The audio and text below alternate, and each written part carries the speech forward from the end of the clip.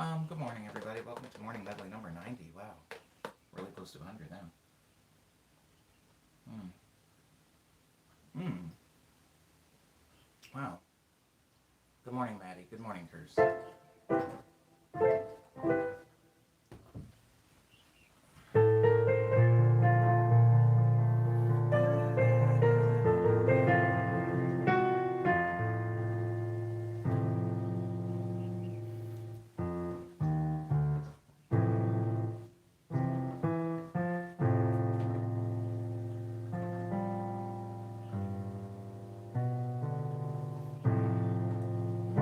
There it is.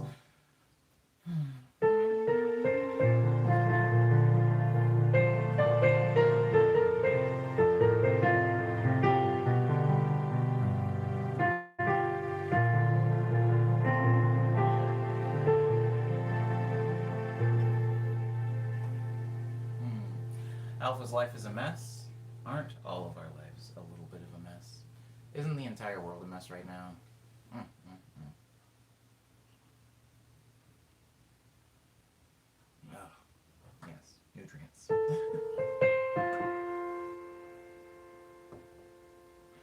When I woke up today, I had this melody in my head. Just that beginning.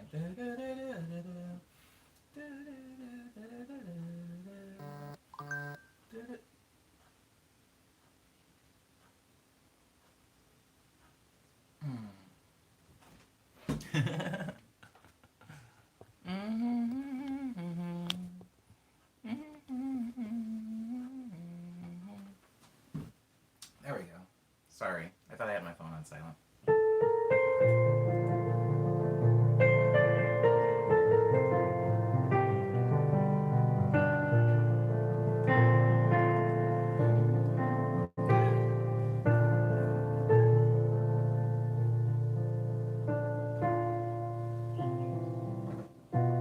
That's so interesting.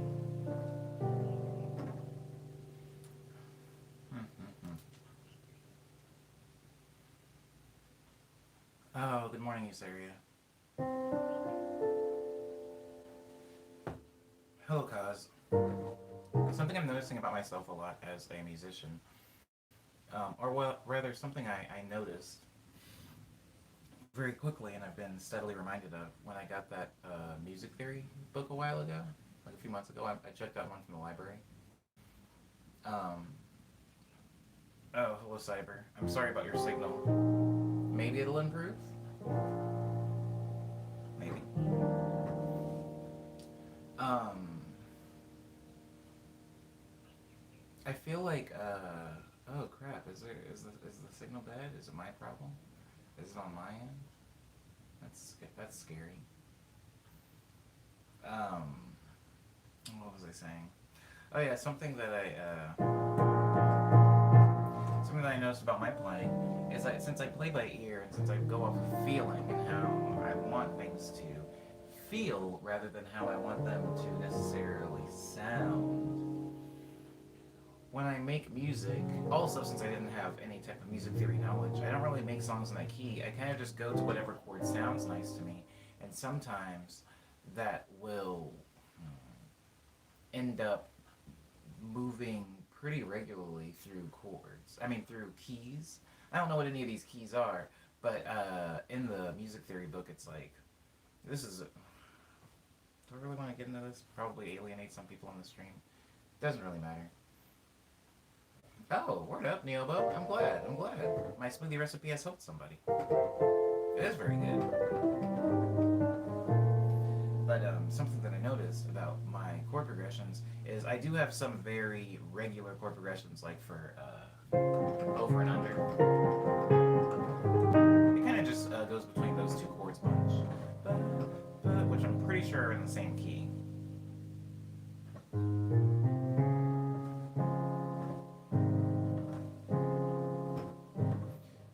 And then there's also uh, um, Beneath the City, which is actually very similar to Over and Under. Beneath the City being and Over and Under being just two chords.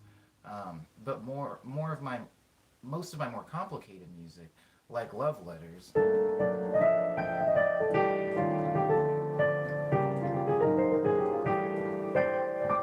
it'll be a lot harder for me to explain or even understand what I'm doing chord wise.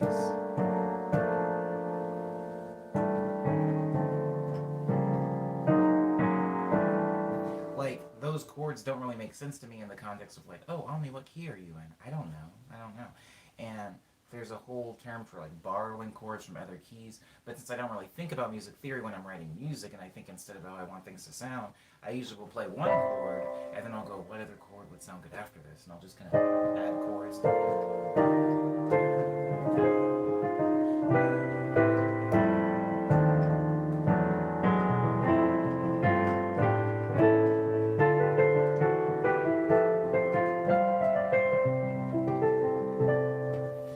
And so because of that, usually when somebody's trying to teach you a song, they will tell you what key it's in first and foremost. Mm. And sometimes instead of telling you the names of the chords, like G major or C minor, they will just use numbers in reference to what chords are being represented in a certain key. So they'll say like play the fourth chord in this key and then the sixth chord in this key. That doesn't make sense to me. It doesn't make sense to me because I don't know what those chords are. And so um, explaining my chord progressions to somebody else has been insurmountable for me, at least at the moment. Good morning, Isadora. Hope you're having a good one. And so for chord progressions like the one I was just playing, I woke up with this melody in my head. Oh, I've forgotten it. Oh, I forgot it. I guess I'll have to look at the beginning of the stream to remember it again.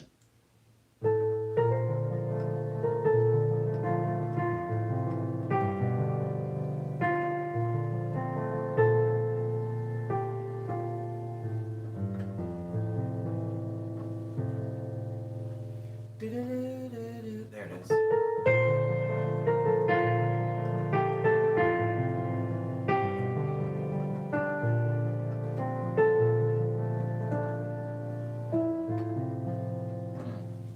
I'll get better at that.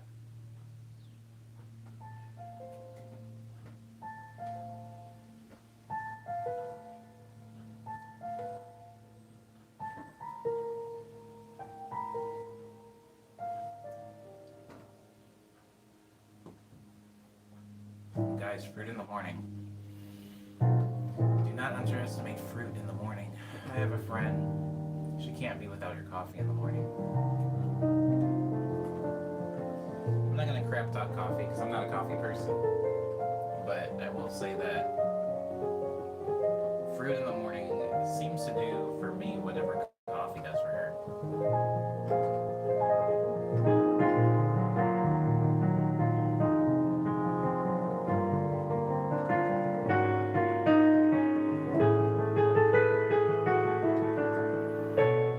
Okay, so about chord changes. This is so funny. It's funny to be in a stream and talk about music theory and stuff like that when I don't really know much about it. And there's a very, very good chance that the people in this stream, or at least some of you, know way more about music theory than I do. But I can sometimes hear when there's a key change, or what I at least am perceiving to be a key change. So I'm going to play a chord progression for you that I have that kind of goes really long. I call these usually sequences. I don't know what the proper musical theoretical term for them are. But for me, a sequence is just kind of a chord progression that travels a lot and doesn't have a very, very predictable looping point. Isadora is asking me if I watched the new Bershka collection. There are clothes with a beautiful Mickey glove pattern. I think you'll like it. Oh, interesting. I'll have to check it out. I mean, and in reference to my sweater that I was wearing in yesterday's stream, I do like that pattern a lot. I do like that pattern a lot. Okay. So this chord progression that goes.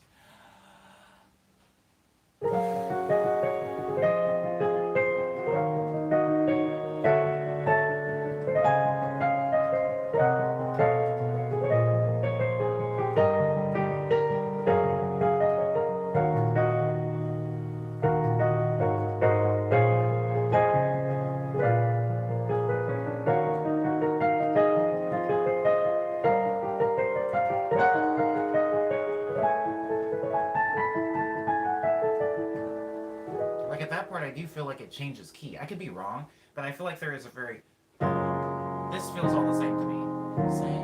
Same, weird,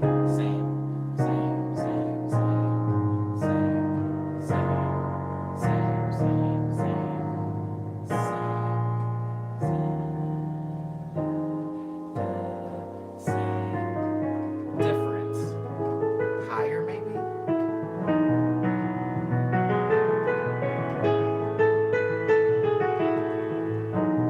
Different, and then it changes here again. Maybe a different key.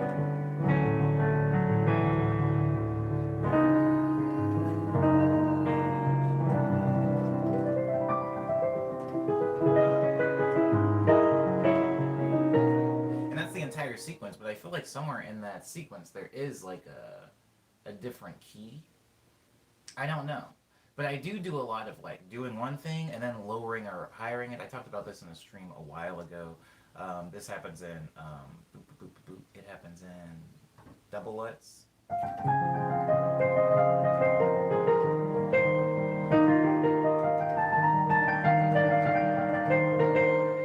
See, it kind of like raises up.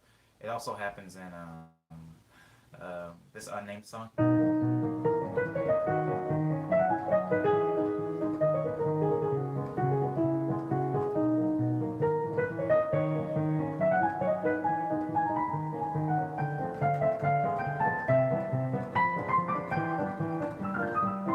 I don't know how clear that was to anybody else when it changed. When it kind of goes from to basically from here to here, which is a slight move up to here.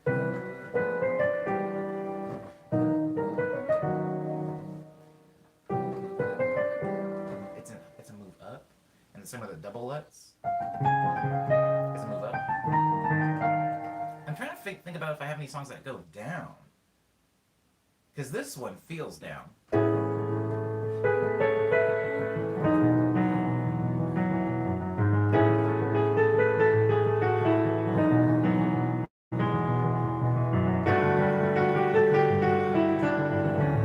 That feels like a move down instead of a move up. Good morning, Kid James. Two. But then when I hear it played like that, that reminds me a lot of my progression from 70 to downtown.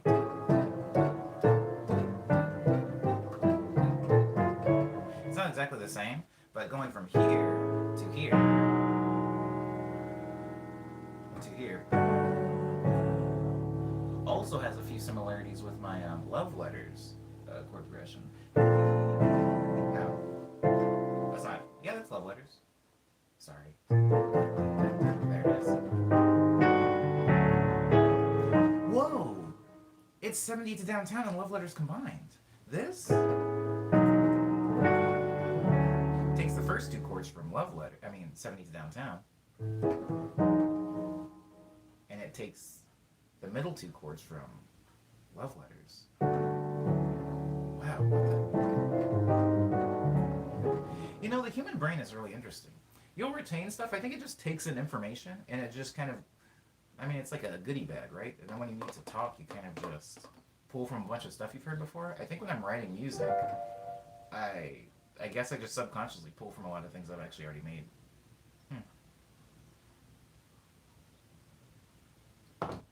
It's both very cool and kind of sad. But anyways, so this chord progression.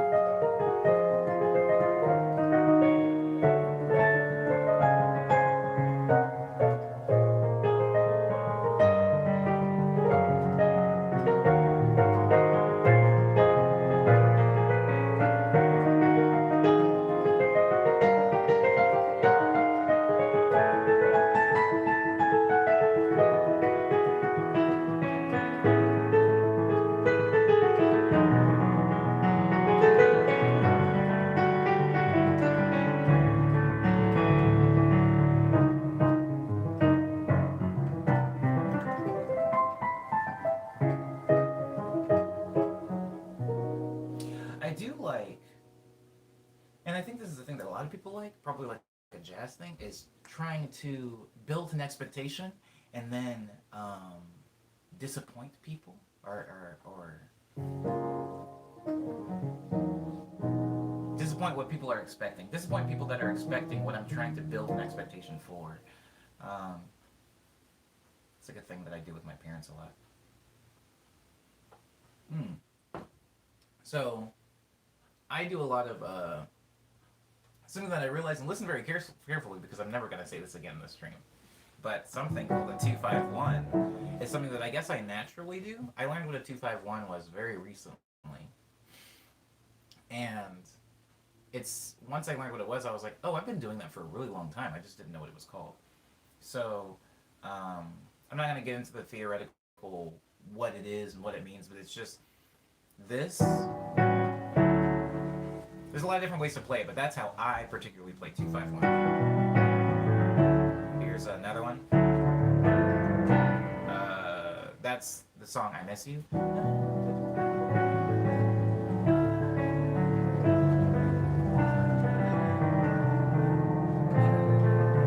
That's a bunch of 251s. Also, if you listen to the song Key Lime, that's a really fancy 251, I guess, that I play.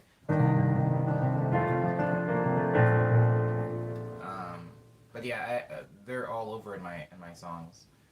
So much so that I can't really think of any others off the top of my head. They're everywhere though. When I figured out what it was, I was like almost disappointed because I was like, oh my god, I actually do that a lot. And I think I do it because of my brain. It just sounds pretty. Sounds, I guess, maybe jazzy. And this is one, oh, at the end of the last progression I did. So if I play that, there is a third chord in there, and I think I'm building the listener's expectations of where it's going to end. Like, if I play that, you kind of know what the next chord is. If I play this, you kind of know what the third chord is. It's this. It's gonna end. It has to like resolve and end in a pretty expected way. Expected, Jesus Christ. That's in an expected way. You know what's coming next. If I play this, you know what's coming next.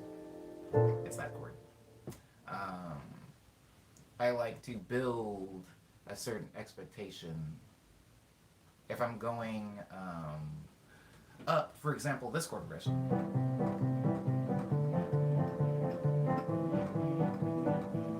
You know what the next chord in that progression is. If I'm going up.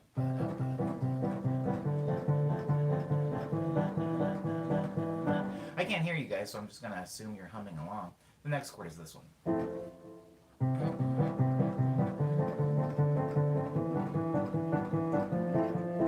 And so if you heard this song I have is also unnamed. It goes.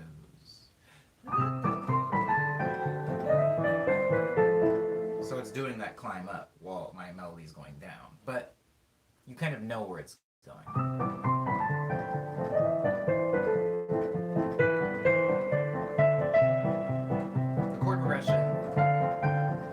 The chord progression is very easy to follow.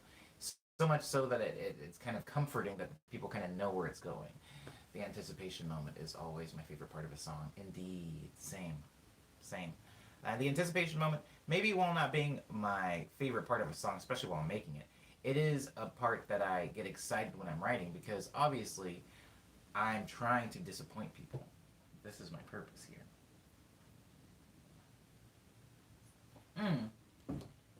Disappoint's a very negative word.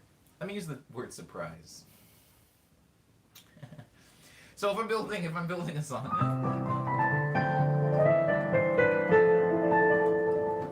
usually I'll play it through one way so that maybe if people aren't even very, very accustomed to hearing a lot of music and paying attention to chord progressions, I'm building expectation by playing it one way through. Right? So I'll play, so in this song I go.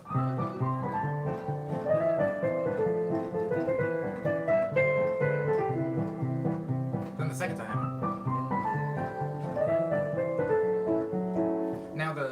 melody is the same.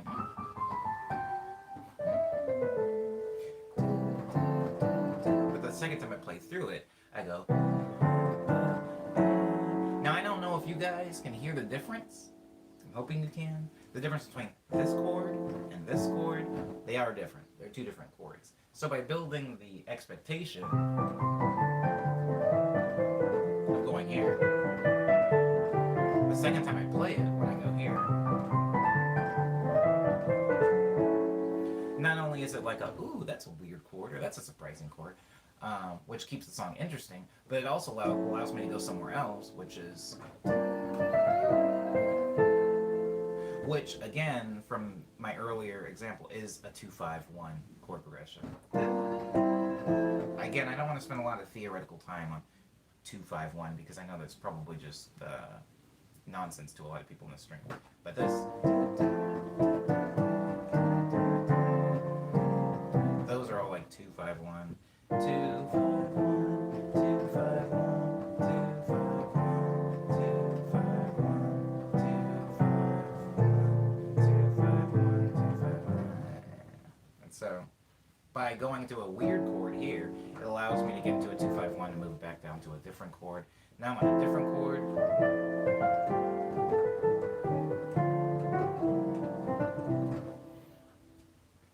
And so I can just play random leads over it. Good morning, Liana.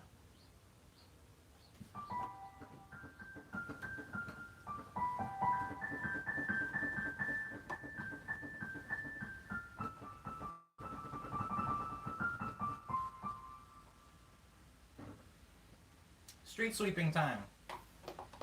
I like street sweeping day. The street sweeper driver always waves at me.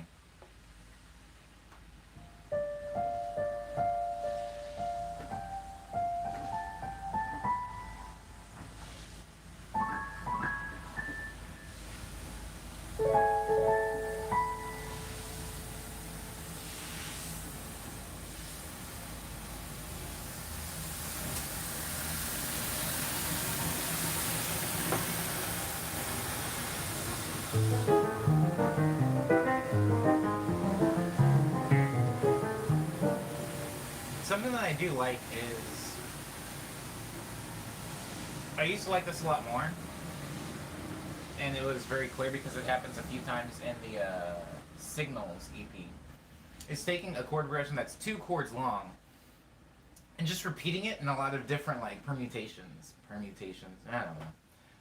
So like, in Love Letters, I go, I don't know what the numerical name for this chord progression is, but I basically take that same chord progression I just played a bunch of times. I do not listen to Ryu Fukui. I'm sorry, curse. So like here, and I go up here and do it again, and then I go down one, and then I go up here and do it again.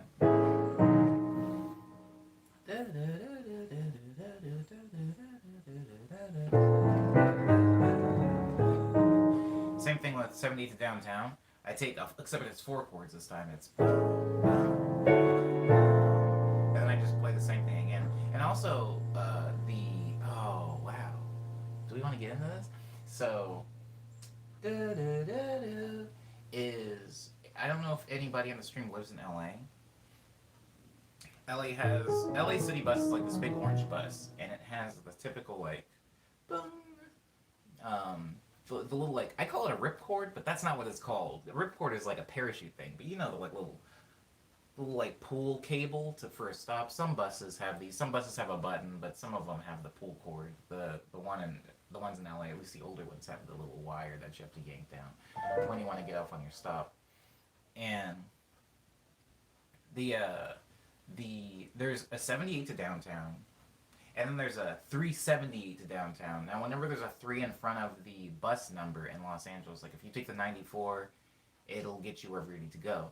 But if you take the 394, it's the express bus, so it skips at least 20 of the stops, so it'll get you there faster. 370. The 78, if you pull the chord thing, it goes bing.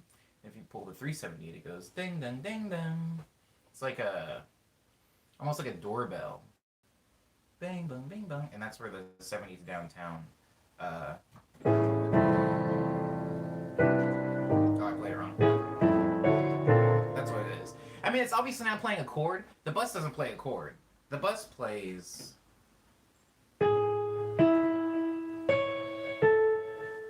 Those are the notes the bus hits. I'm having to make the chord formation with my hand and only play the pinky to hear the note. Because my pinky hits what the bus sound does, which is.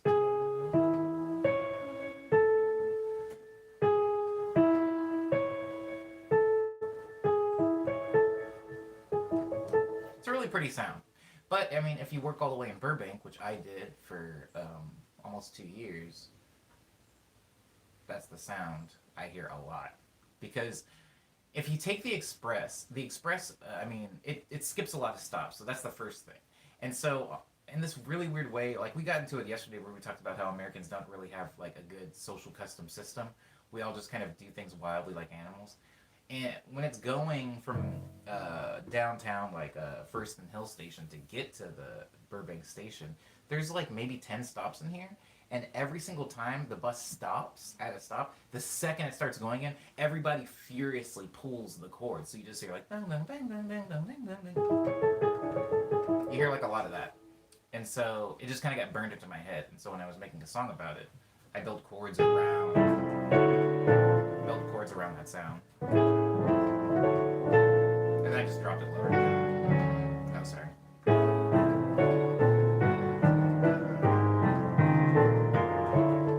Now, it's supposed to represent the frantic nature of that bus. If you get on that bus, if you get on the 78 towards downtown, it's not a fun time. Unless you just love buses. I love buses and I love public transportation, so it was really fun for me.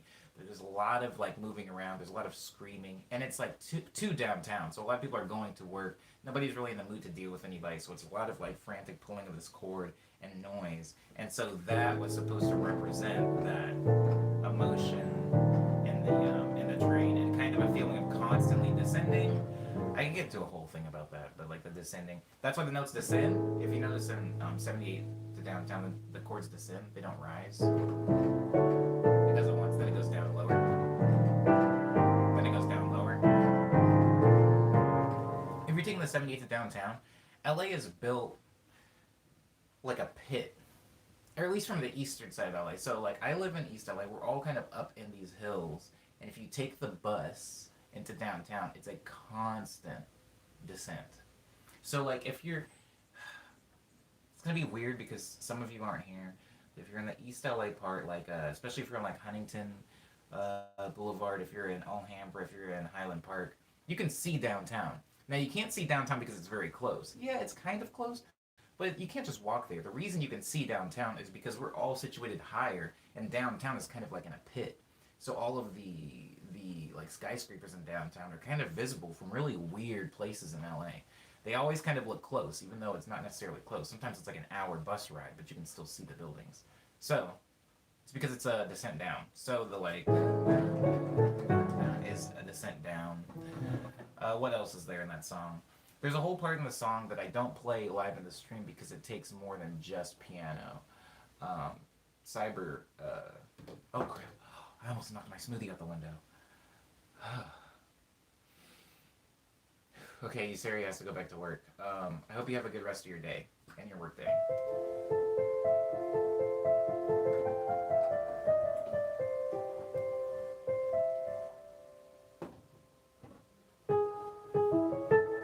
But that's where that sound came from.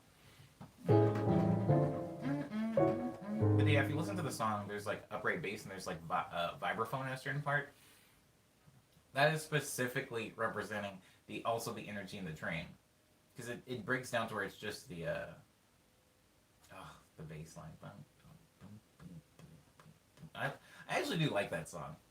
I never listened to it, but that song is very, very important to me, because obviously it represents a very frantic part of my life when I was just trying to survive out here. Alva says you should do a blindfolded piano stream. I would never do that, because then I wouldn't be able to read all these lovely comments. And we all know that I can play piano with my eyes closed because I do it several times during the stream. But I think the point of the stream is to have some type of fellowship with the chat. So, Me blindfolding myself wouldn't do the chat any good.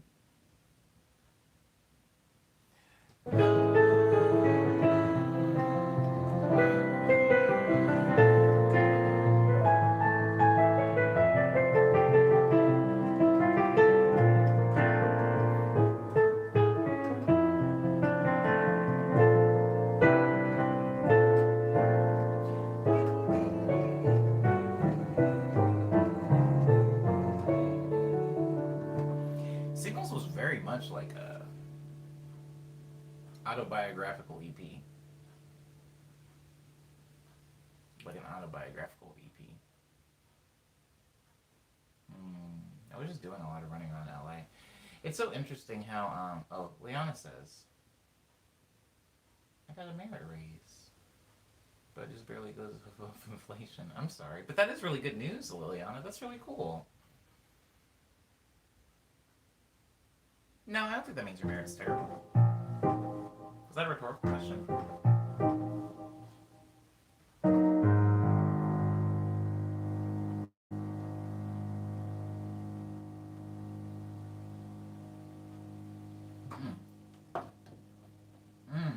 All right.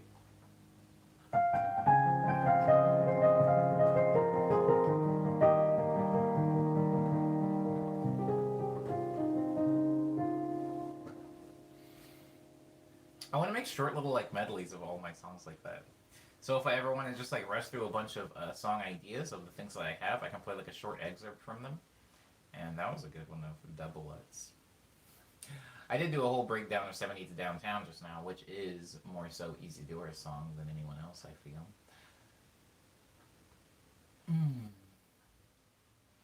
I'm glad you're working again, too, Cyber.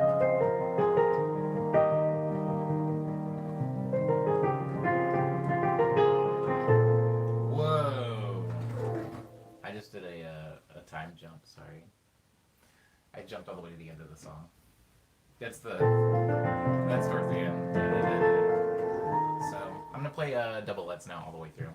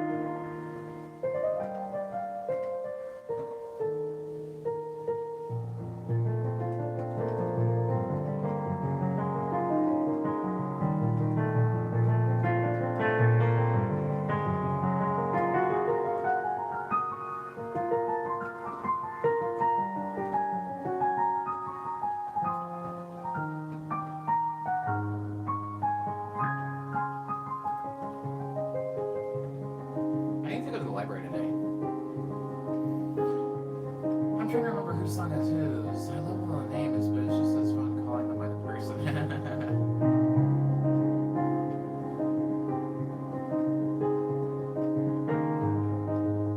I've actually thought about naming a song after Liana a few times. I just like Liana's name. Never did it though. Yeah, that was Liana's song. Double Let's.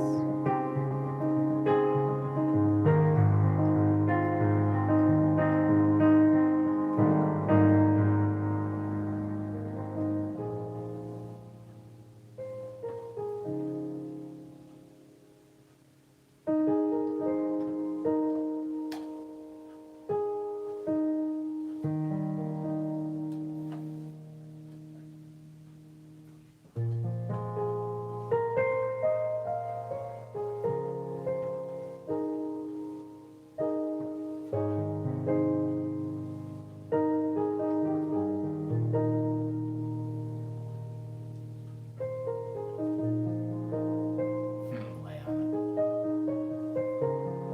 Liana sounds like a Star Wars person.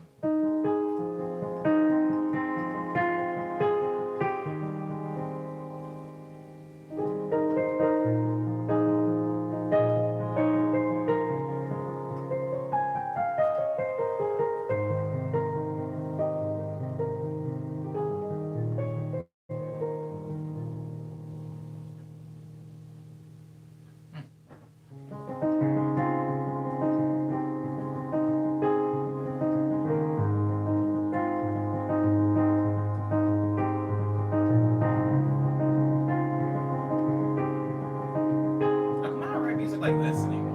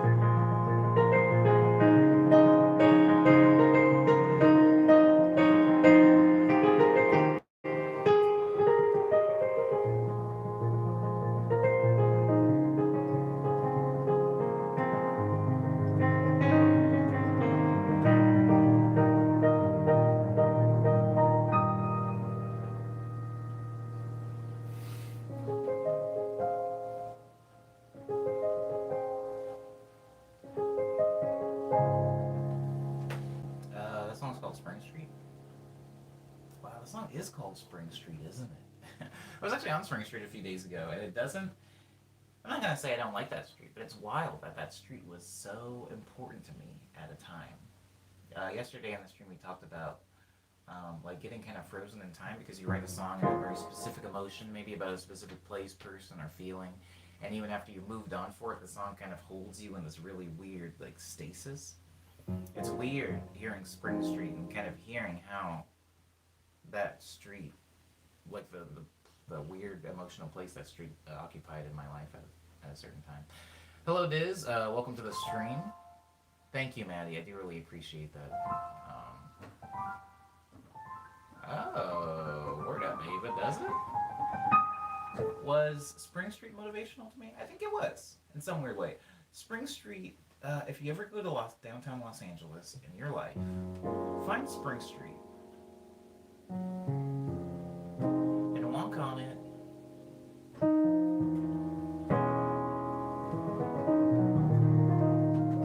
Walk on Spring Street between First Street and, let's say, Olympic.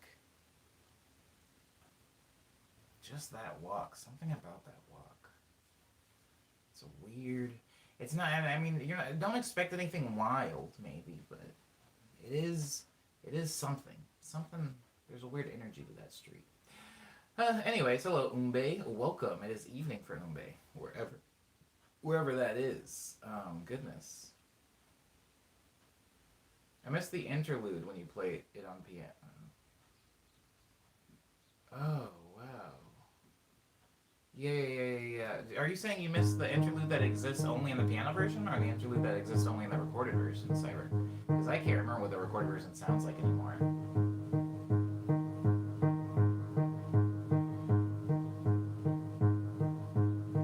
I haven't had Chelsea Strudel in a really long time either.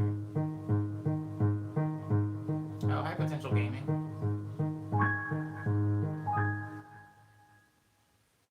Or remixes.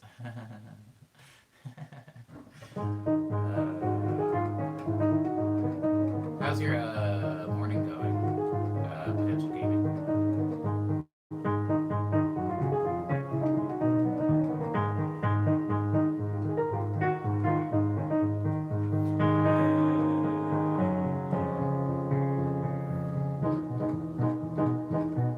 That's good to hear. Just vibing.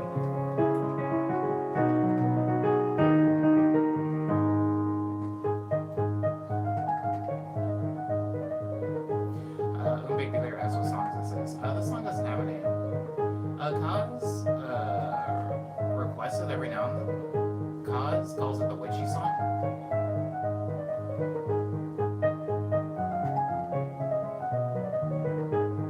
But it doesn't have a name. It's not even technically finished being written. It's just like a combination of a bunch of song fragments that I made years ago.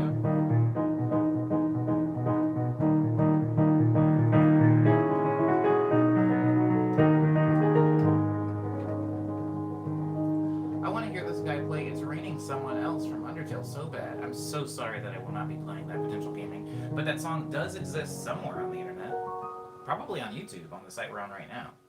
I, however, will not be playing it. I'm not really an Undertale fan. Just a musician. I like the name Shadow Walker. Me too, Kid James. Oh, for this song! I thought you just meant like in general. I was like, this sounds like an anime. Shadow Walker. Shadow Walker makes me think of Daywalker, which was like a Blade nickname.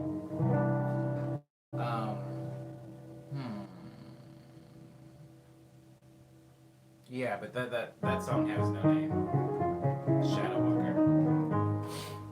Feels so goofy. Makes you think of like cartoon witches, like the ones with big warts on their nose and are like pretty much harmless, like Team Rocket. I don't remember why I wrote this. Also, this was definitely something that I heard in my head because these are not chords that I felt out. They're very weird chords for me to be playing.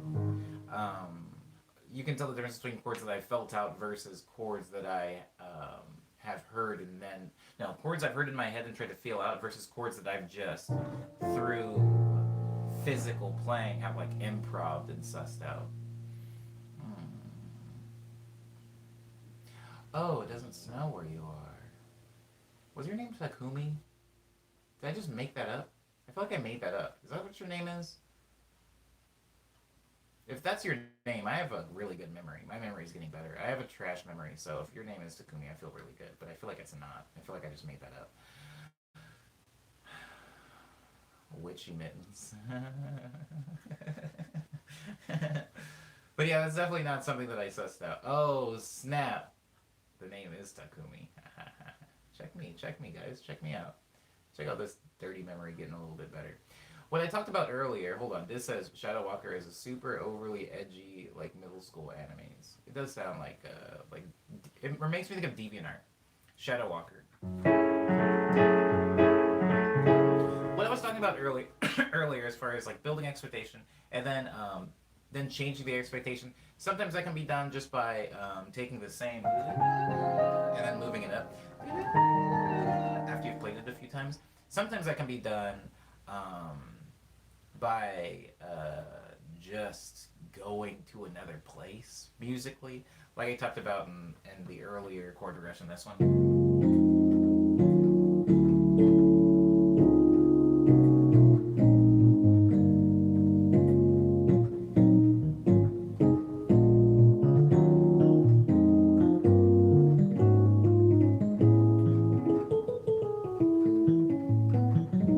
Just going to different places so that people don't quite know what to expect next. So I guess the two different ways to do that is to make it so that yeah, I can do that, Kit.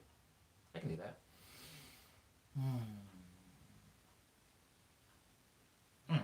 Yeah, I can do that. Kit's asking for Kiwi, which is a song I wrote for somebody named Kiwi.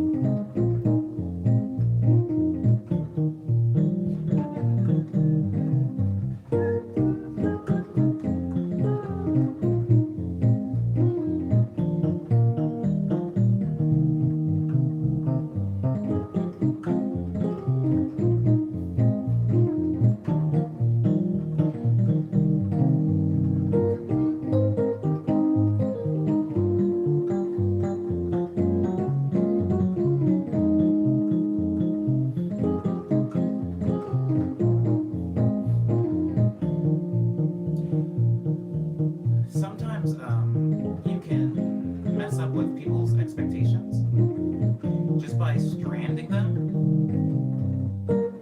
so they never know where you're gonna go.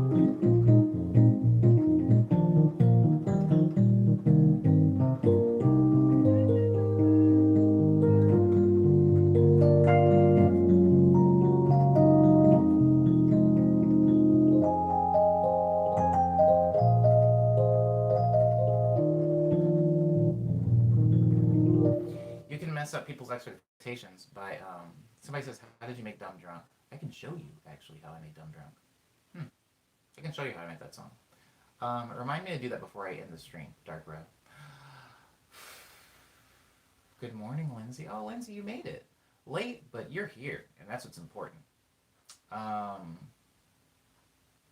Goodbye, Potential Gaming. Potential Gaming was in here for a few seconds. They wanted to hear a Undertale song, and now they are gone, sadly. But thank you, Potential Gaming, for giving some of your day to me. I appreciate that. That's what I was talking about. You can make a chord progression that doesn't seem to have a looping point, so people don't know what to expect simply because they don't know what you, the music person, is doing. I hope work was okay. By the way, Lindsay. I do remember Tom from Shenmue 1, Takumi.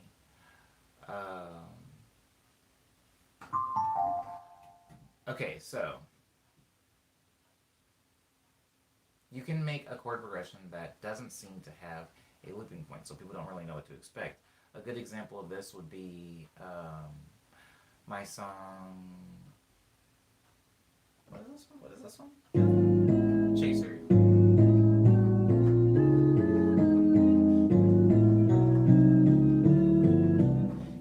It's just chords kind of thrown out, so people don't really know exactly what to expect because they don't know where you're coming from or where you're going. You're just throwing chords out there. Another example of that, obviously, is this one.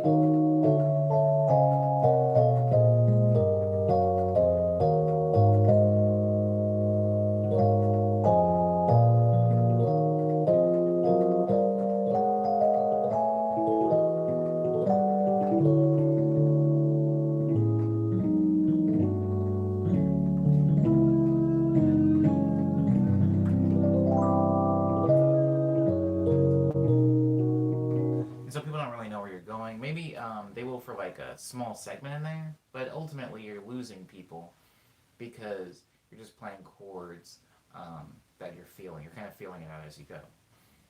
Hmm. Okay, so uh, can you loop harder by not looping? I don't understand what you're saying. Gonna be bleeding, but there's a few chord progressions that do that, where I'm just kind of playing a bunch of chords in rapid succession or slowly. A good example of that is actually vanilla. And for those of you that have been in the stream, you'll notice me struggle sometimes playing vanilla because my own erratic chord progression doesn't make sense to even me when I go back to play it.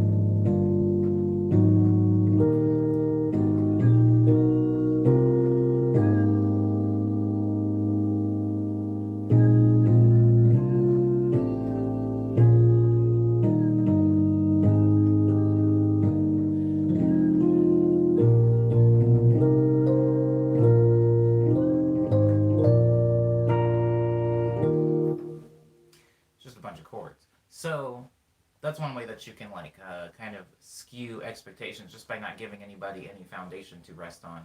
Period. Um, Hold on. Takumi says, "What do you think of Tom? Because he reminded me of a streamer, Tommy Wiseau." If I'm being honest with you, Takumi, I don't remember what I thought of Tom because I played Shenmue.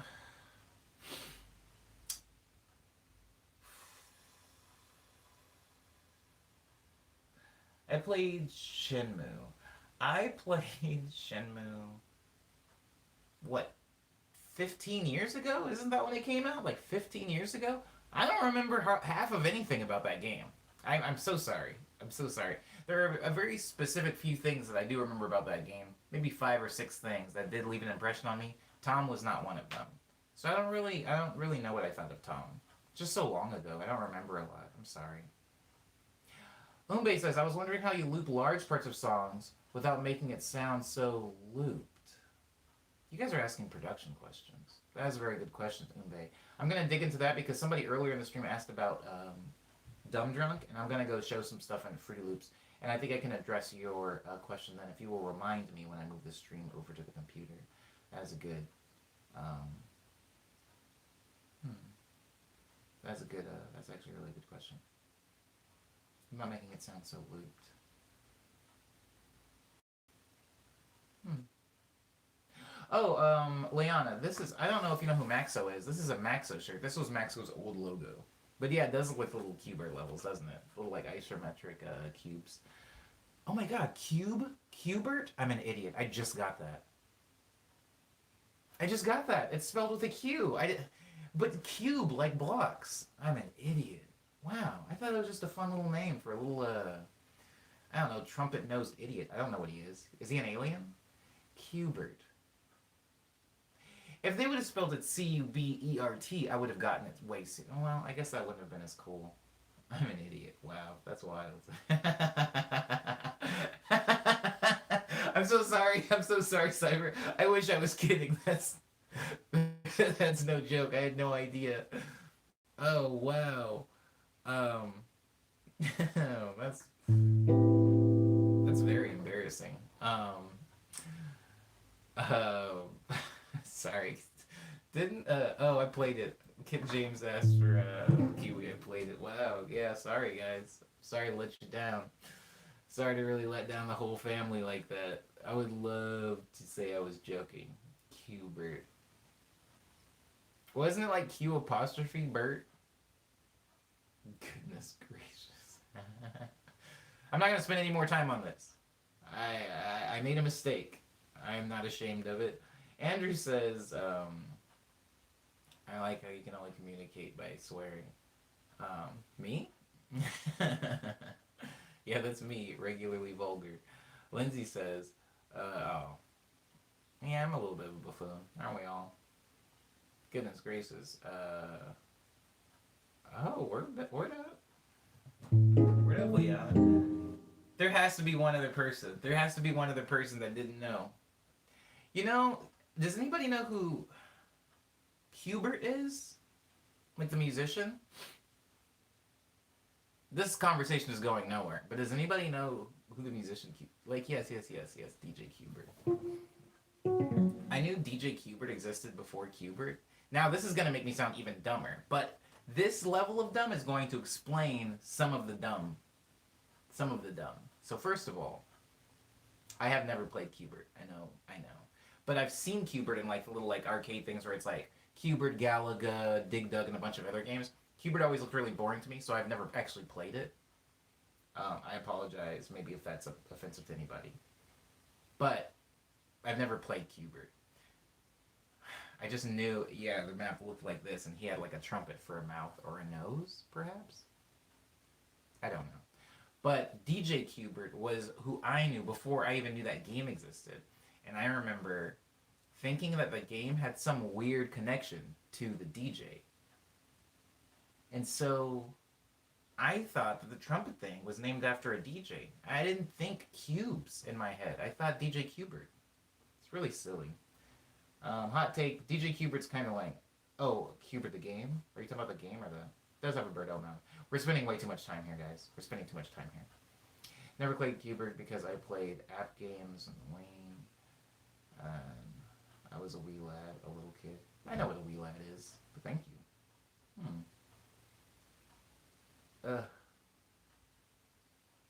He would sample Qbert's weird noise in his sets. Wow, I really like Liana. Liana is like a... I mean, I like everybody. Liana's kind of like a weird chasm of knowledge sometimes. So is Cyber. We're off Qbert now. We spent a lot of time here. We had a lot of fun. We are now moving on from Qbert. I know it's going to be hard because you guys are never going to be able to look at me the same, especially while I'm wearing this shirt. I'll try to work this out of rotation. I'm going to take this to Goodwill tomorrow. My dad used to be a vinyl DJ and battled Qbert a few times. Liana's not a real person. Liana's like a fictional comic book character. That makes sense, Ava, what you're saying about Puckman. That makes sense. Oh, say, can you try to play the Wii Sports theme? I never had a Wii, so I don't know what the Wii Sports theme is, Darkrow. I'm so sorry. I'm actually not a Nintendo person. When I say I'm not a Nintendo person, I'm just saying I'm not like a Nintendo fan, really. So, I didn't play any Nintendo console post-64. I never owned a GameCube. I didn't have a Wii. I didn't have a Wii U, and I currently do not own a Switch. So like things like the Wii Shop channel or the Wii Sport, what did you ask? The Wii Sports theme. Yeah, I don't. I actually don't know these songs. I apologize. Okay. I'm backing up because we're moving past the Qbert thing. I was saying something. Oh yeah, so building expectation in music. Disappointing that expectation. The two ways that I do that is by making chord progressions that seemingly go nowhere and last a very long time. Like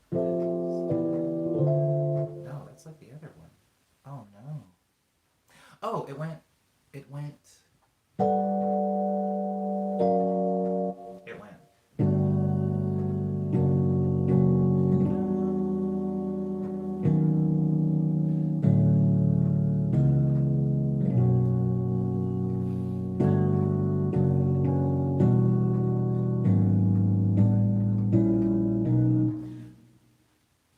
So those chord progressions are slightly harder to follow, whereas I feel like when I play, the logical next chord would probably be, no, there. So it'll be, but instead of going down there, I play this chord, which is kind of like a weird dissonant, like in between middle chord, like a middle chord. And so that's like one way to kind of not deliver on an expectation. Not delivering on an expectation can sometimes be upsetting in music, especially if people have a certain set of expectations, like for a chord progression or where they think a melody is supposed to go. So if you listen to a lot of my songs from like Nice Dream, a lot of those songs don't really do that until maybe you get to the bridge. Thank you, MLW. When you get to the bridge, usually I'll kind of diverge away from whatever like pop specific thing. Goodbye, Ava. Thank you for being on the stream. I'll kind of depart from the expectations that I've built in a Nice Dream bridge or chorus.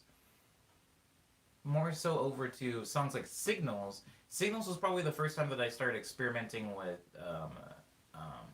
more erratic chord progressions. If you listen to like Love, like the intro of Love Letters,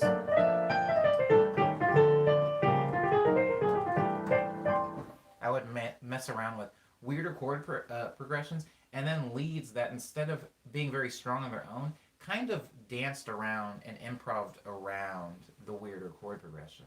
This happens also in Winter Heart.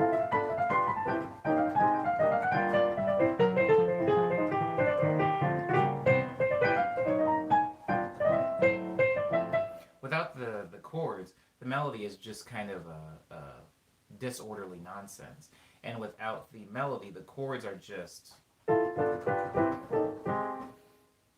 they're just kind of haphazardly thrown out. So that was in Signals. That was the first time that I really started experimenting with not necessarily building a very, very strong foundation under my songs by having a predictable or reliable chord progression or a predictable or reliable lead or melody line. I feel like, oh, thank you, Dark Girl. I appreciate that. I take that as a compliment. It's been raining here a lot lately, and yesterday I spent almost the entire day in a cafe working on music, so that's particularly relevant to me right now. But yeah, I messed around with that a lot in Signals. Just trying to lean away from building like a very, very solid structure and instead building a kind of wonky one that didn't necessarily always go where the listener expected it or even wanted it to go. And so now I'm trying to get back into the idea of playing with those two. So like I said, one way is obviously like playing a chord progression that is very predictable.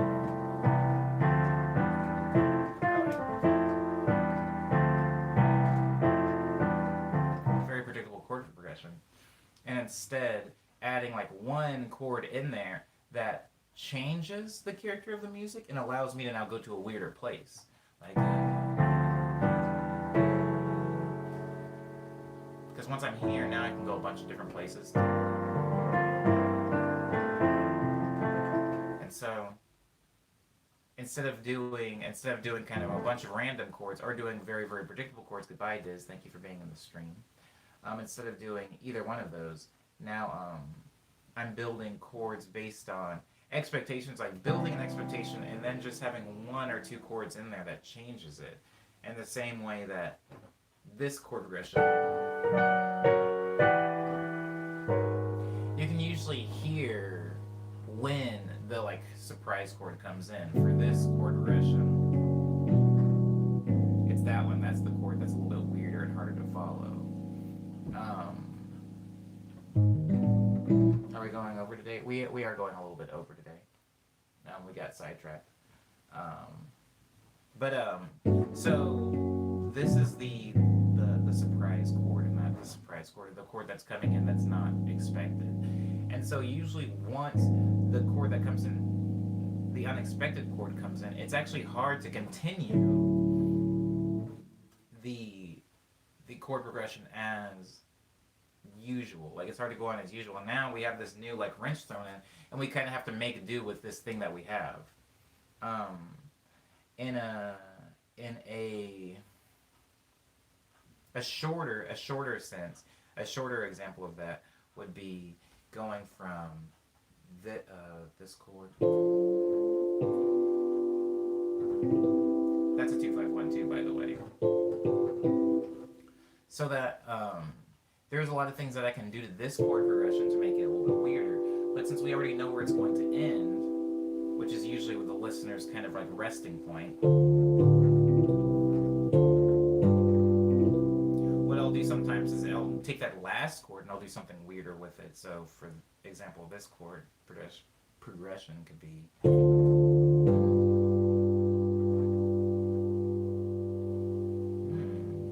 What do I want to do for this one? Yeah, I like that. And then the second time I go down. Now that's what I do in this chord progression here.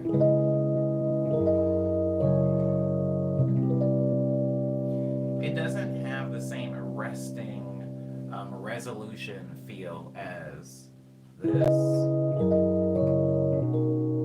So what I do is, in order to extend that chord progression, the first time I play it, I go. And the second time I play it, I actually end it and give it like more of a resolution. And so the technique that I'm using more so now, because I'm not doing a lot of stuff with rhythm, I'm not doing a lot of stuff with drums, that is like hard to follow, especially right now. It's a lot of house drums. And so something that I use, like, I mean, a lot of artists do this. This isn't a me thing. A lot of people have a different way of doing it. My way of making chord progressions interesting is still, I'm going to give people that like predictable chord at the end. Usually, it's just I'll throw a lot of wrenches in there to delay it, and there's a lot of ways to do that. Instead of ending on this chord, it's going. You can end on this chord, which is kind of a weird this versus this. I've been ending a lot of my chords on a lot of my songs on that, because it's just a completely interchangeable chord. Anytime I've ended a song on this chord, I can also end it on this chord. Anytime I've ended a song on this chord, I can also end it on this chord. So, for example, Flight Plan, when I get to the ending of Flight Plan, it goes.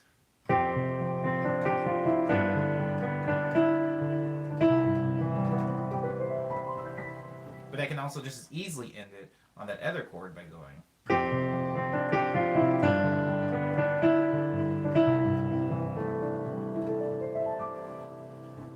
And it's like, yes, it's a different sound, but it's completely interchangeable. It doesn't change the song. It just kind of gives it this weird, like, sour tang for the end.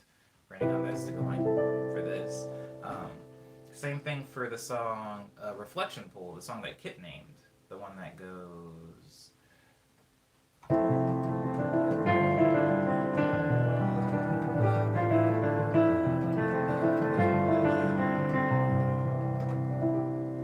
I can go.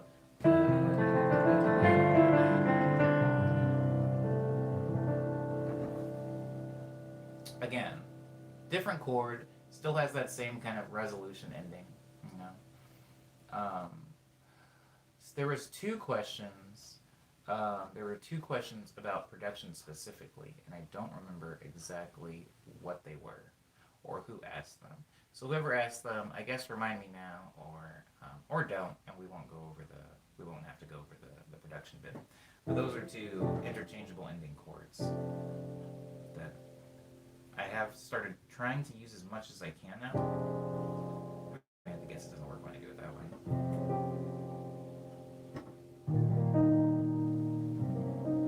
So I've been trying to find whatever this one would be that one, this one would be that one. I've been trying to find out whatever those chords are in every key, I guess, or in all of my songs. Whenever I have a song that ends on a chord, I'm trying to figure out what that like kind of weird sour chord is for it.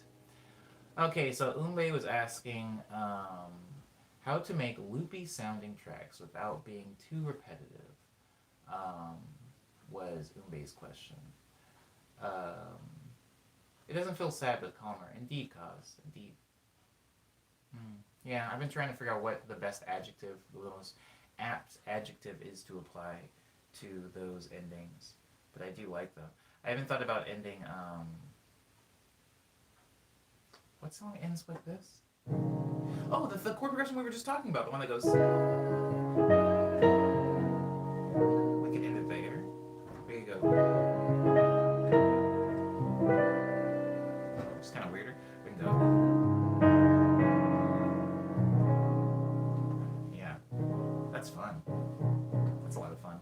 Okay, we're gonna go over because Umbe had a pretty good question. A pretty good question about looping, and I am Mr. Loops, so we're gonna go over really quickly to Fruity Loops, the program that is, I don't know, literally has loop in the name, so maybe it's good for that. This is my workstation. This is where I make music, or at least where I try to. I'm Omni Boy. These are my tools. I'm Omni, and these are my tools.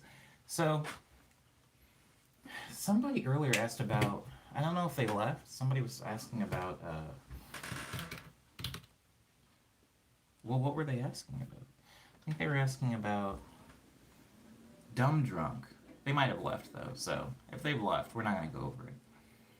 Also, my computer wasn't on, so I have to wait for my computer to, like, boot up. So in the meantime...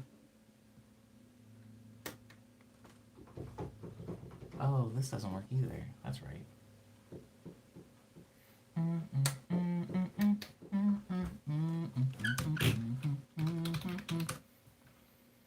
I haven't watched Doug in forever. Why do I have that song stuck in my head? Somebody says, what Windows? Windows 10, I think, is what I use?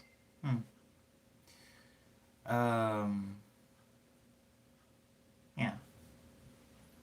Windows 10? Okay. Holy crap, I forgot that line just automatically opens whenever I turn on my computer.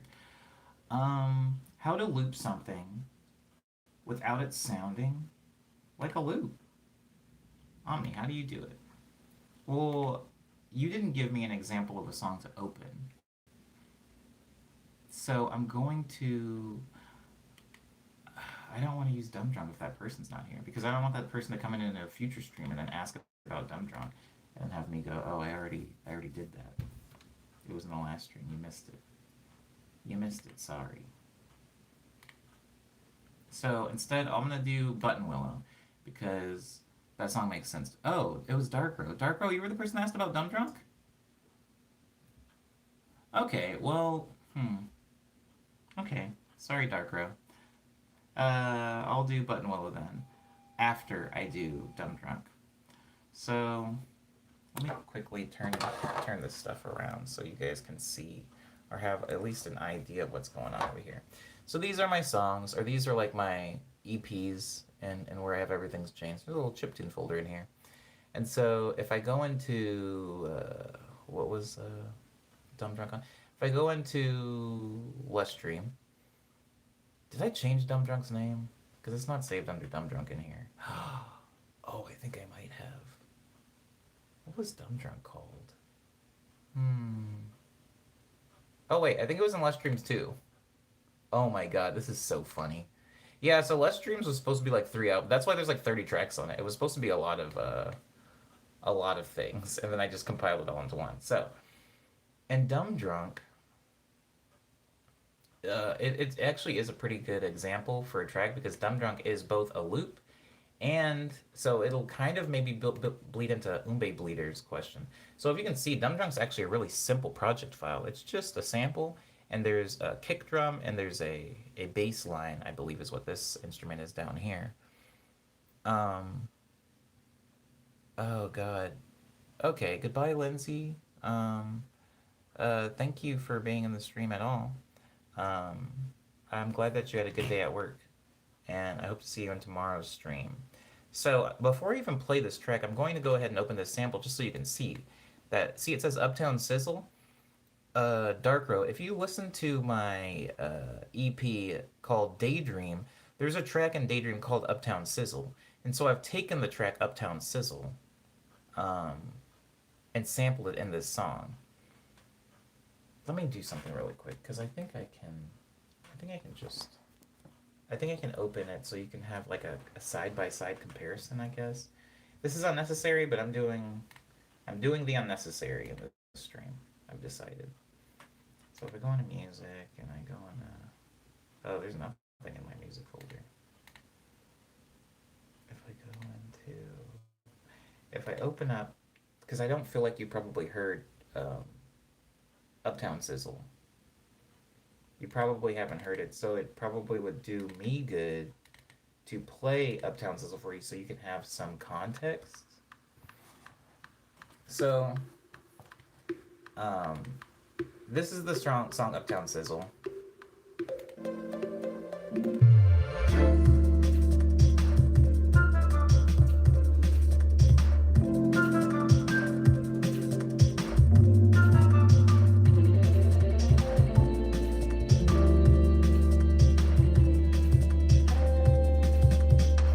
Play the entire song because the part that I sample from Uptown Sizzle is the jazz break, which is somewhere out in the middle.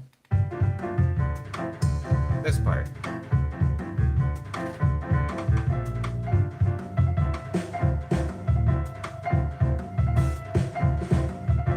So after making Uptown Sizzle, I went and I took Uptown Sizzle. I took this little part here, which is an excerpt from Uptown Sizzle. Let me go and drag it all the way to the end so you can really hear it. So this part,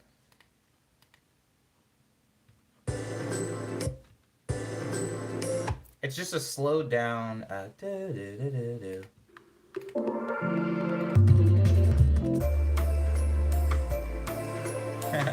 kind of funny.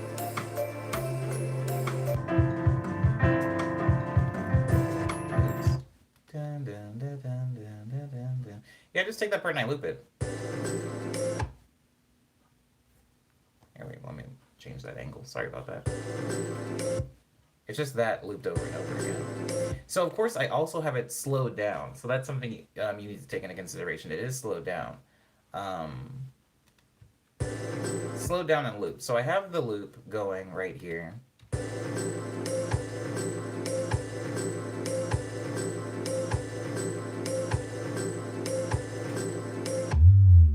So this is the bass line. I don't really need to explain exactly what's going on here because you can even see the MIDI information of what the bass is doing. And so, again, this is the sample of Uptown Sizzle.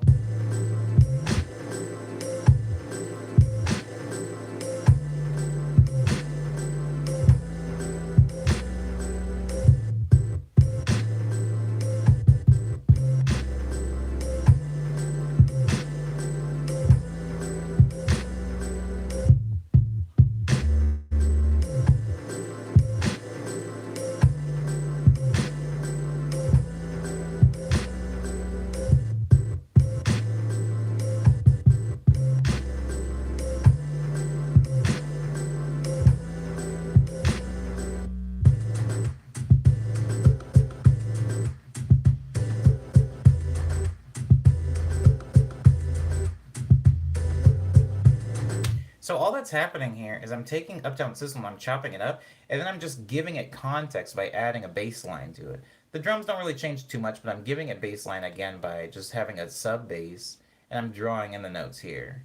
All right, thank you, Kid James, for being in the stream. I'll see you in tomorrow's stream.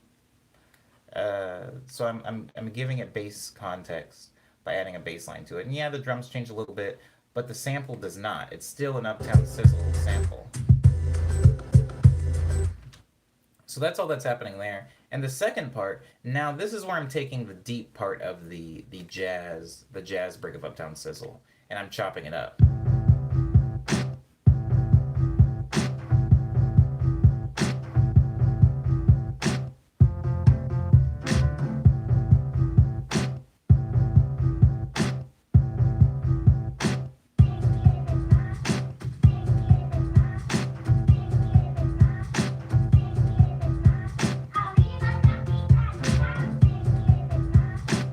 And that's just the kids singing.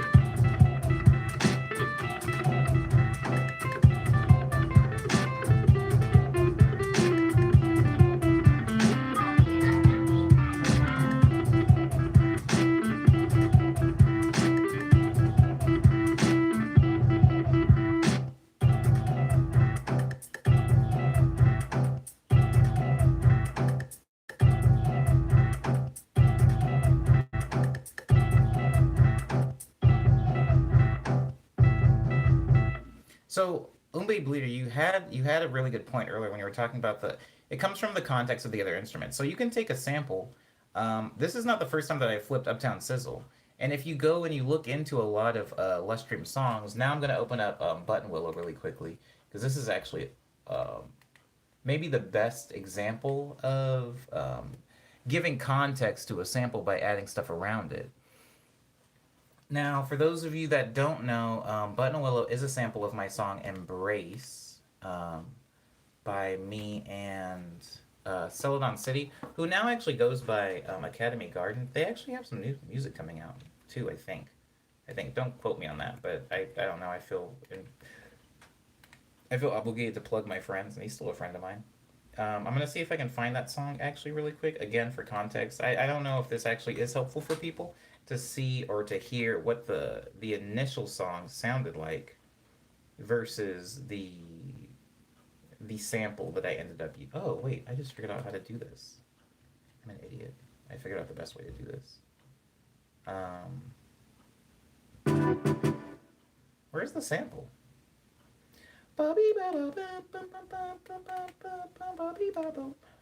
Hold on. I'm gonna find it for you guys.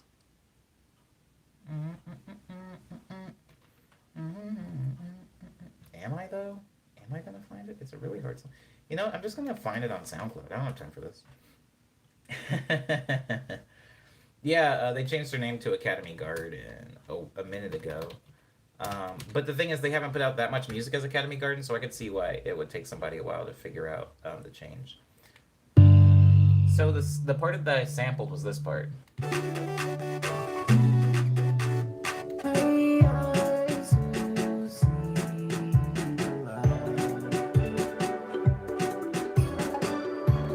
It's just those two chords. So again, to show you some context, the way I did it for here is I actually chopped the whole song into MIDI. So all of these piano notes that say slice represent a part of the song. Let me turn it up so you can hear. So while I'm holding them, you can actually hear the different slices I've made.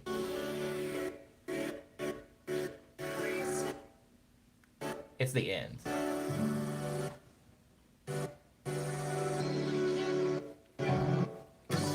So if you actually look at it, it has 4.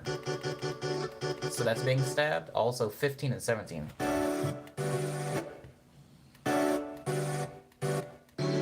So for example, I'm gonna play really quick. Oh, also it starts with this slice up here. It's like the last few seconds of the song, actually.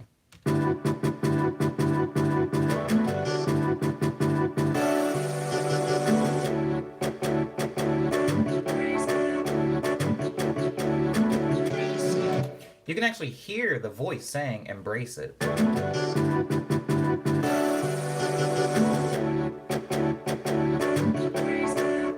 It's sliced 40 and 41.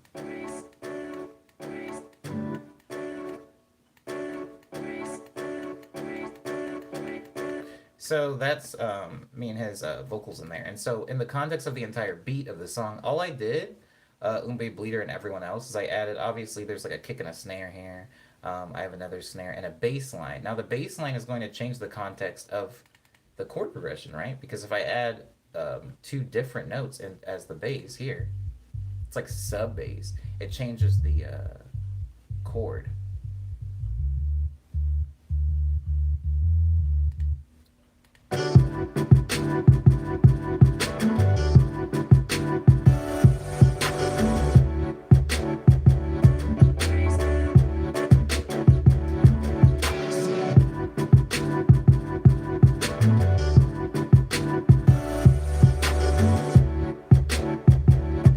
Oops. And then, of course, I added some bells in there, which is just for more context.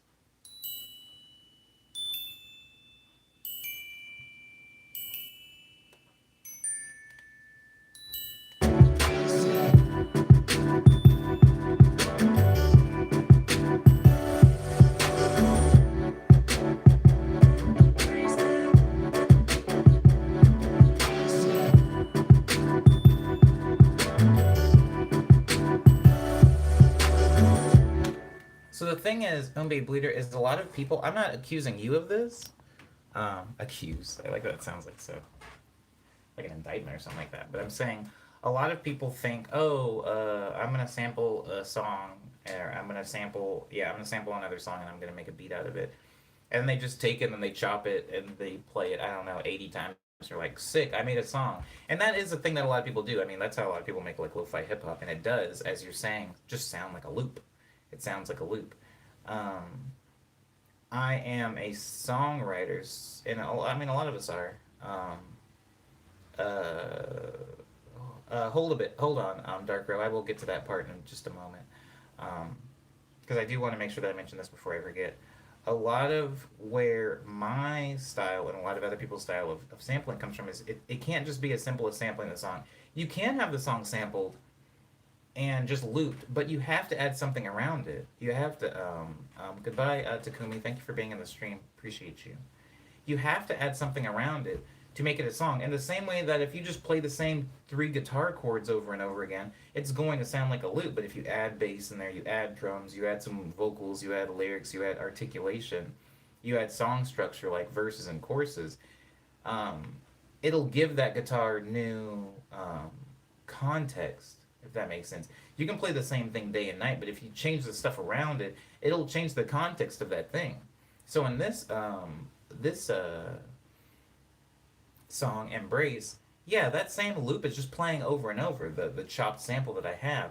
But like with me adding bass around it, with me changing up the drum rhythm, or with me having bells and layers, it does change the context.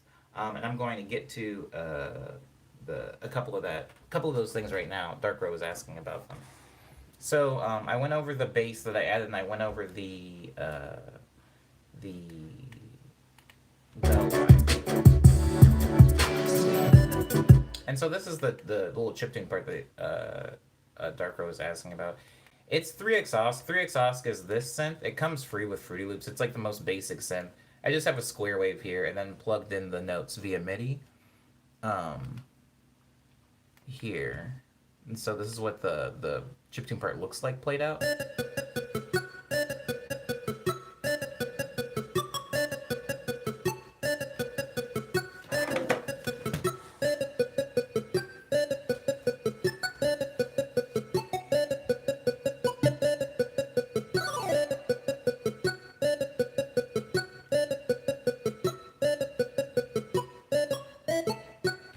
So that's the entirety of the chiptune part. So having the chiptune part play over the top of the sample.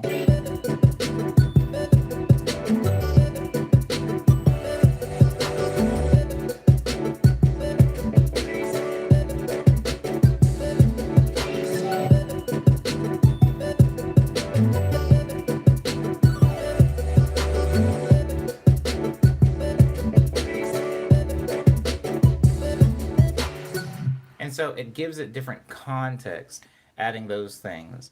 And so again, the sample that's playing underneath it is exactly the same, but the bass line is changing. If you notice, the bass notes and the MIDI are changing, and it's making the chord sound like the chord that's being played is different, but the chord that's being played is not different. For example, going from here. Wow. Oh yeah, you were asking about the wow samples. So that's the vocal sample. I mean, you said you wanted to see them. They just look like waveforms. There's actually nothing really interesting. It's just a waveform that says wow. Where those samples come from.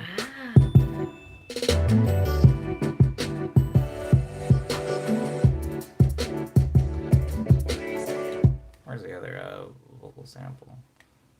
There's kids saying yay reversed.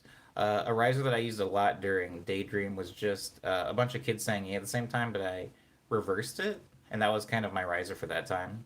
Isolated, it sounds like that. And so it played in the context of a riser. A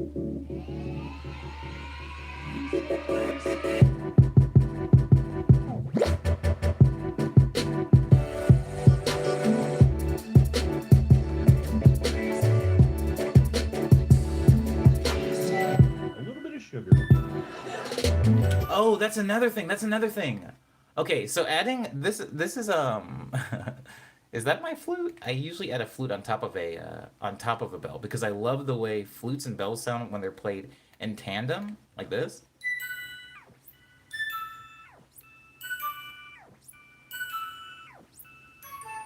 So it's still the same notes. But remember, earlier in the song, and you can even see it visually, there's just the bells. There is no flute. Again, Umbe you're talking about adding context. Now I'm just adding one extra layer, and that makes the song have a little bit of motion. It's giving the song more of a narrative and a story arc by adding something in the second half. Also, one of the samples I use here is a laugh track from, I think, like the Jimmy Fallon show. Let me see. Yeah, it's just a laugh track. I think that's Jimmy Fallon. I don't know. It's either Jimmy Fallon or Friends. And it's just chopped off.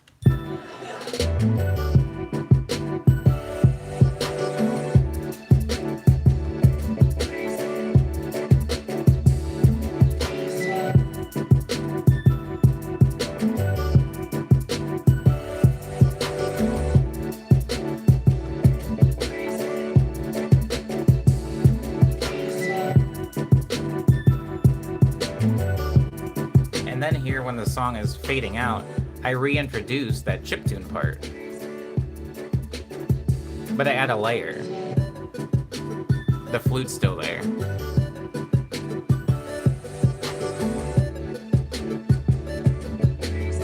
Also, this is a string. This is like a violin string here. Sorry, hold on. Let me mute the other stuff so you can kind of hear it. Oh, just over the drums. Is it a good violin sound? Not necessarily, but I wanted to have that kind of cheesy loop sound.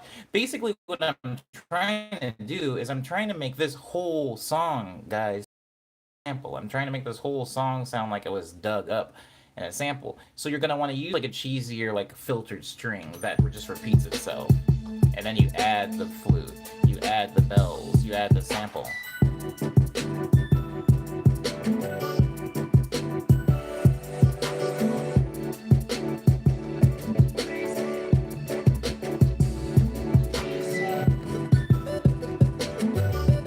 Anyways, I feel like I don't need to spend that much more time on Button Willow, but I usually like to go to that song as reference because Button Willow and the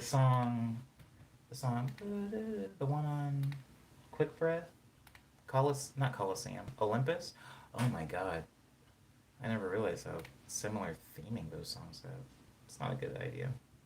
It's not a good idea, but it's too late. I've released them. But in my song Olympus, I did the same thing. Where in Olympus, I don't know if anybody in the stream is familiar with my song Sixella, but I sampled Sixella, and the segment of Sixella that I sample, I think it's also played backwards. I'm not going to get into exactly how I made the sample, but just know that it comes from Sixella. It doesn't change that much throughout the song, but I've added different things on top of it to change the context of actually what's happening. So this being the sample.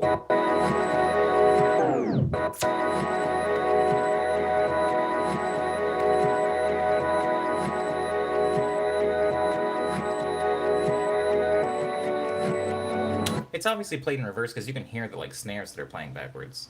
But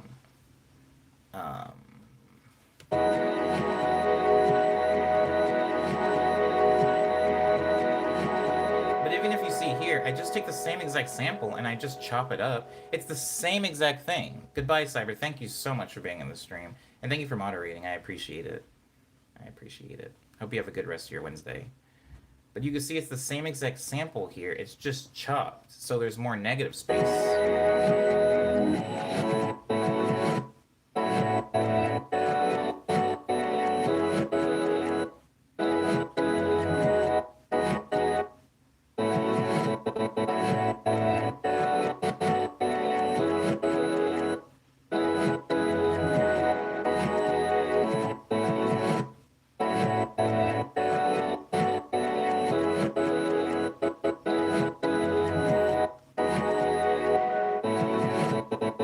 Like when you listen to it without, any of the context I've added around it, yeah, it sounds like a loop. It doesn't really sound like it's doing a lot. It doesn't sound like it's doing a lot. It's the context of the things I'm adding around it. Always mixing out the low end of a sample and then adding your own bass line so you can drive it. So here's the bass line.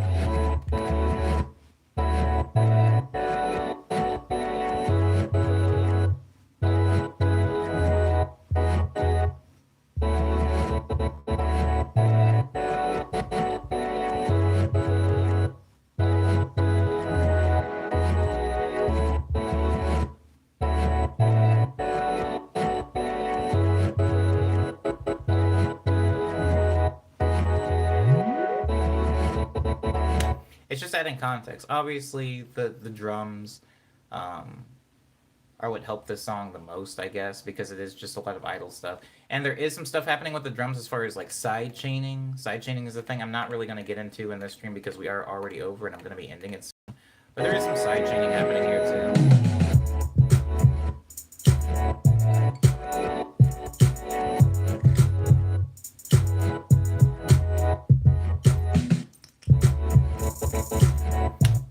Now, specifically, if you're talking about what makes this song sound like it's not just a loop, is if you actually at the drums, there's always small intricacies that are being added every single time. So, like, sometimes there's a break in sometimes there's a break in the sound, and when there's a break in the sound, maybe I'm adding like this little bubble part, this little bubble sound. Played idly, it sounds like this. Hold on. That's it. It's just a synth. So, like, I have that bubble sound that's going on here. At this part, I have birds chirping. That's a little sample of birds chirping. This is another synth sample that I made. Another thing. This is a chop of a Willow Smith vocal, actually. It doesn't sound like anything. It actually sounds like a synth. It's just that. That's Willow Smith's voice. This is a Ha sample. That's it. This is another chiptune sample I made with 3x Osk. So it's like you're just making a bunch of noises. This is strings, tremolo strings. That's it. And I have it being automated in with volume. So it kind of sounds like it's raising in volume. There's some more birds chirping over here. Something to take into account, here's another chiptune sample. Or, not sample. That's just an articulation thing that I made with MIDI. It looks like that.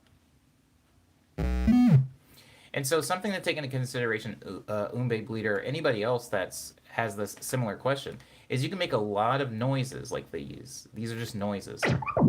Some of these aren't even harmonic; they're just sounds. And if you are parting them up with harmonic integrity, and that is to say chords and leads and bass line, what you're going to want to do is mess around with the arrangement. If you're having two chords hit here, like if you look even at the sample up here, sorry, let me make it a little bit bigger. If you look at the sample up here, it's not even always being cut in the same way. Like look, it's a short one, a long one, a medium-sized one, longer one, short, extra long, long, medium-sized, extra long, two tiny ones, long, super, super small, like fidget cuts here, and then a medium-sized one, another fidget cut, you move over. This is just a big silence. So if you look at the silence, oops, sorry. Sorry, guys. That was bad. I did it bad. If you look at the silence, this isn't being silent because if you just scroll down to the timeline, something's happening here. Oh, it's the little like wiggly synth that I mentioned earlier is happening right there. Oh, also there's a reverse clap happening. You're going to want to mess around with the arrangement because when you're listening to Olympus all at once, there isn't a loop. There isn't a part in the song where it's like, oh, it's going back to its initial loop. It kind of has a free arrangement. Dog bark. Bass roll.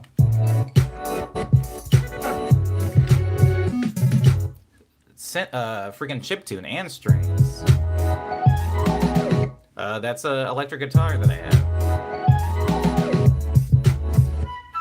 That was a flute. Here's some birds.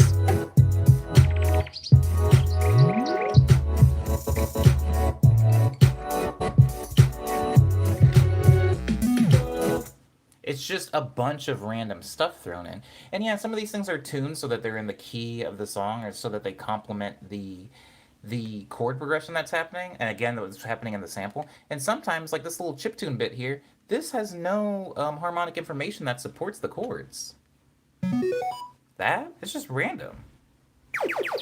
It's just random noise, but when you hear it in context of the entire arrangement,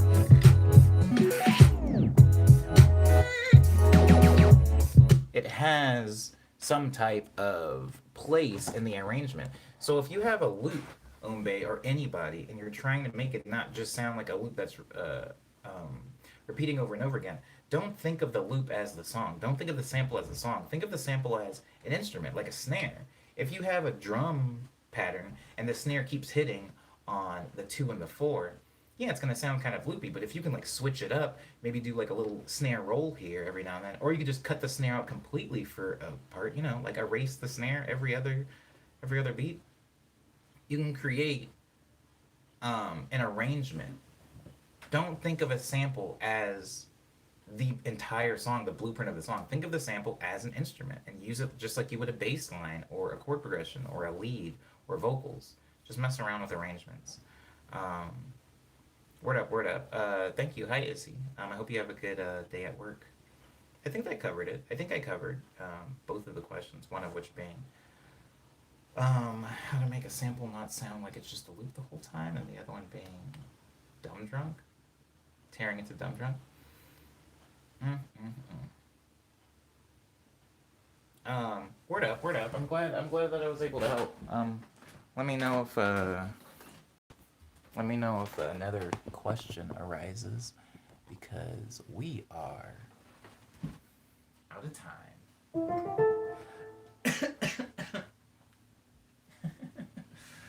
Okay, quick news. So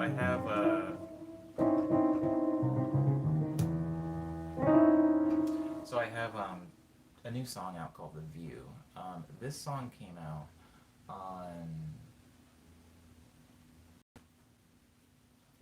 out on Attack the Music. It's available on Bandcamp right now. Worked very hard on it. I did provide the vocals in it, as is my current custom. So please go support that song. I also have two new bodies of work out. The two latest bodies of work I have out are called Quick Breath and Ego Death. They can be found on Bandcamp, SoundCloud, Spotify, iTunes, Apple Music, Google Play, Amazon MP3, Tidal, Groove, Deezer, Pandora, Napster, and YouTube. I also have some music videos that I recorded for almost all of my Let's Dream songs, which is a lot. It's like over 30 songs, as well as some of the songs that are unreleased, like Hush Hour, the song I'm about to play in just a moment, and Flight Plan, the song that we are all very familiar with. And Into Thin Air. Into Thin Air has a music video now. Word up, Curse. Thank you so much for listening. I'm glad. I'm glad that you have time for me in your day. I'm glad. I feel cherished. It makes me feel cherished. This song is... Oh, right. I have a t-shirt and stickers coming out this year. As far as show dates, I had to cancel a lot of my tour. It's just like a really weird time to be touring because of all like COVID-19, aka coronavirus stuff. A lot of venues are kind of shuttering their doors and people are not allowing a lot of gatherings to happen. So I don't feel comfortable announcing any shows right now. So we're just gonna have to hold off for like tour stuff. I apologize, guys, but I'm not in control of any of this, and we're all doing the best we can. And the streams do happen here every weekday morning at 9 a.m. I feel like I don't need to tell you guys because you were clearly on time, but some people watch the stream after it's over, and so I feel like I need to say this at the end just so that they know. Same time every day. They're only supposed to be an hour long, but we've been going over quite a bit lately. Anytime I go over the computer, I know it's going to be over.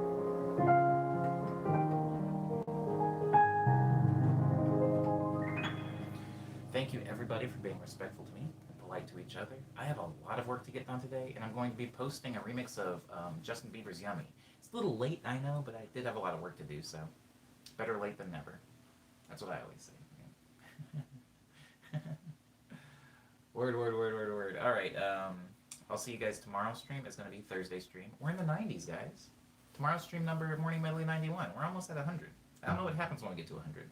Hopefully I'm alive to make it there, but I'll see you guys tomorrow. Abba. Dee dee dee dee bye.